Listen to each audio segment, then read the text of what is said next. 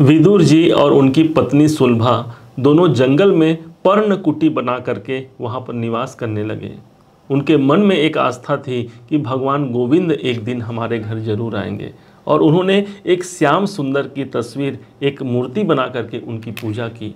दिन रात पूजा करते रहते थे, भजन किया करते थे कि एक दिन भगवान श्री कृष्ण को मेरे घर आना ही पड़ेगा।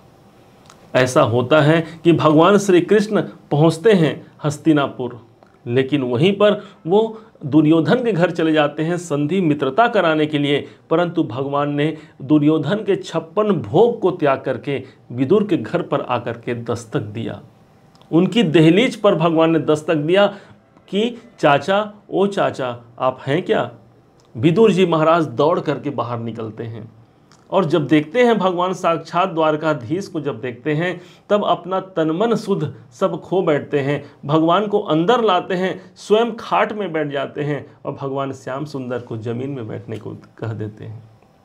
परंतु भगवान बुरा नहीं मानते, और उनके प्रेम में आतुर होकर के भगवान ने उनके घर भाजी का सब्जी, उस 56 भोग को त्याग करके एक भाजी का साग उनके घर खाया था। दुर्योधन के मेवा त्यागे, साग विदुर घर खाए। सबसे ऊंची जगत में जो होती है ना, वही है हमारी प्रेम की सगाई। यदि हमारे अंदर वो विश्वास है कि हमारे कैसी भी परिस्थिति हो, कैसी भी समस्या हो, वो परमात्मा एक दिन हमारे घर जरूर आएंगे। आपके घर में जो छोटी सी तस्वीर है भगवान जी की, वो कोई और नहीं, साक्षात भगवान की तस्वीर है। और उसी तस्वीर को, एक मूर्ति को भी एक साक्षात्कार रूप लेने में समय नहीं लगेगा। ये हमारे अंदर विश्वास होनी चाहिए, ये जागृति होनी चाहिए कि भगवान हमारे घर आएंगे, मेरे जीवन में मेरे कष्टों को दूर करा जाएंगे। और इसी प्रकार देखते ही देखते आज सन 2024 का समय प्रारंभ हो गया।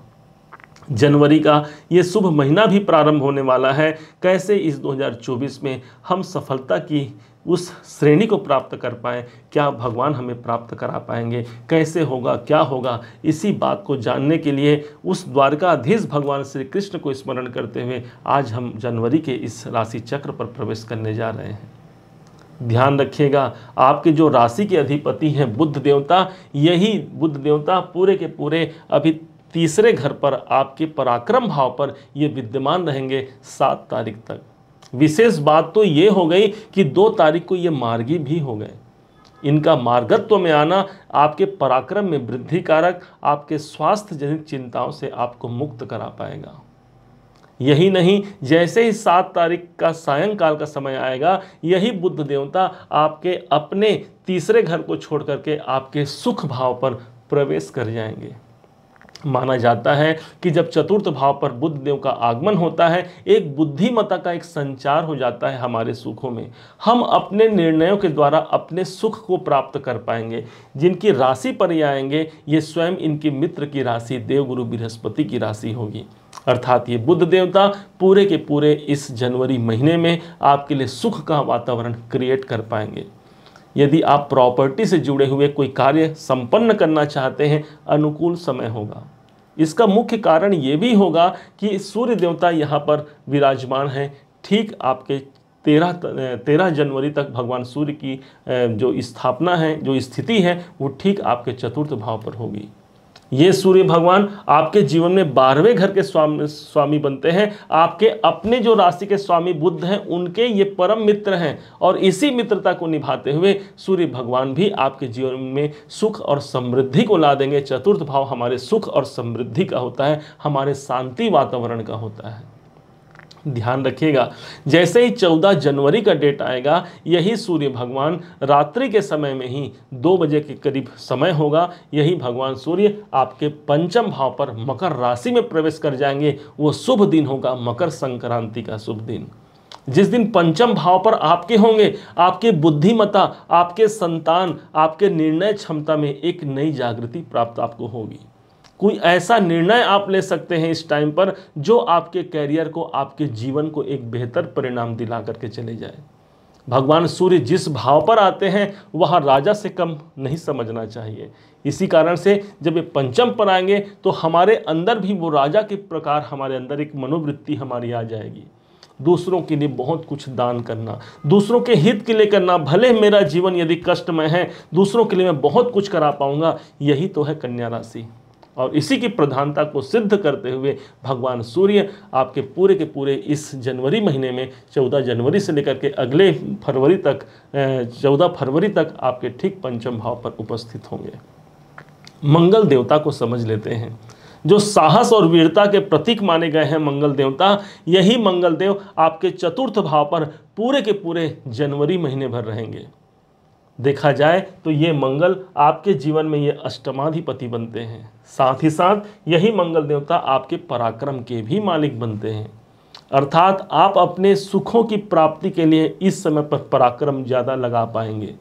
कैसे मेरे काम सुनिश्चित होंगे, कैसे मैं अपने पारिवारिक जनों का भला कर पाऊं, इस पर सारा का सारा आपका एनर्जी, आपका नियंत्रण होगा, क्योंकि मंगल देवता हमारे एनर्जी के कारक हैं। भाई हम कहाँ रहेंगे तो मंगल बताएगा हमारे जन्म पत्रिका में। ठीक इसी प्रकार से हमारे अभी गोचर पत्रिका में आप अपने परिवार से जुड़ करके इसमें पर ज़्यादा प्रयासरत रहेंगे।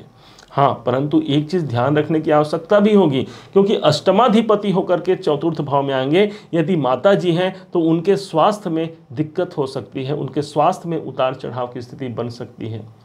कभी ऐसी स्थिति भी आ सकती है कि प्रॉपर्टी के संबंधी कोई बात है, उसको लेकर के हमारे मन में कोई तनाव आ सकता है, कोई चिंताएं आ सकती हैं।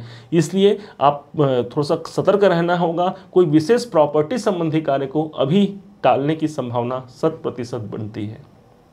दूसरी तरफ देवगुरु बृहस्पति को समझते हैं तो आपके अपने राशि के अधिपति बुध के ये परम मित्र होते हैं। देवा नाम च मुनि नाम च गुरुम कांचन सन्निभम बुद्धिभूतम त्रिलोकेशम तम नमामि बृहस्पतिम। ये बृहस्पति देव आपके जीवन में ये चतुर्थ भाव के स्वामी हैं और साथ ही साथ ये आपके सप्तम भाव के अधिपति भी बनते हैं। चतुर्थेश भी हैं और आपके सप्तमेश भी हैं। दोनों ही स्थिति में ये आपके लिए कैरियर में सफलता कारक और सुख में वृद्धि कारक है। कैरियर के दृष्टिकोण से ये समय आपका बेहतर परिणाम की ओर अग्रसित हो सकता है।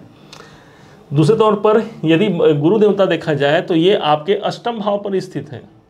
अष्टम भाव परिवर्तन का होता है, लेकिन साथ ही साथ कुछ सतर्कताएं भी रखनी होगी कि जैसे कि आपके दाम्पत्य जीवन के दाम्पत्य के स्वामी गुरुदेव गुरु बृहस्पति अष्टम में है, तो हमें दाम्पत्य जीवन में भी एक ध्यान रखने की आवश्यकता रहेगी कि जीवन साथी या जीवन संगिनी के साथ वैचारिक वैमनस्य आगे न बढ़ पाए।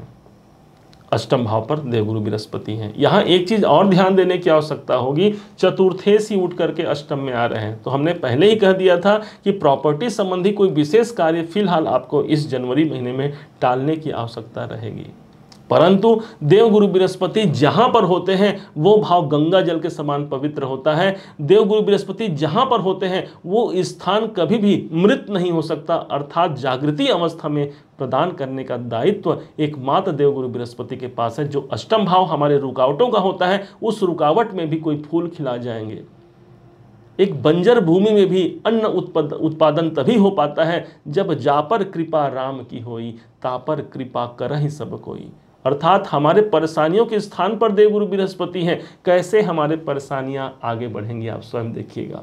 अर्थात हमारे परेशानियों से हमें मुक्ति मिलेगी, हमारे जो हमारे दायित्व है उन दायित्वों का निर्वहन हम कर पाएंगे। ये है देवगुरु बृहस्पति, इस बात को हमेशा ध्यान रखिएगा। शुक्र देवता, ये शुक्र देवता आपके प्रबल योग कारक ग्रहों में से एक हैं।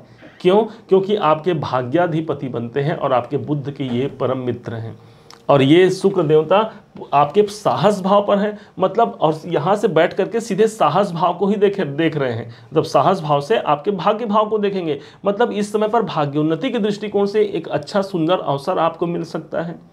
पिता से वैचारिक वैमनस्य यदि है तो वहाँ पर सफलता मिल सकती है। उच्चाधिकारियों का सपोर्ट मिल सकता है। मेरे कर्मों के अनुसार मेरे भाग्य का समावेश भी मुझे इसी दरमियान मिलेगा। विशेष तौर पर ध्यान दीजिएगा कि शुक्र देवता धन के कारक होते हैं और इसलिए जब पराक्रम भाव पर रहेंगे, मेरे बाहुबल से, मेरे कॉन्फिडेंस से, मेरे व्यक्तित्व से मुझे धन की प्राप्ति होगी।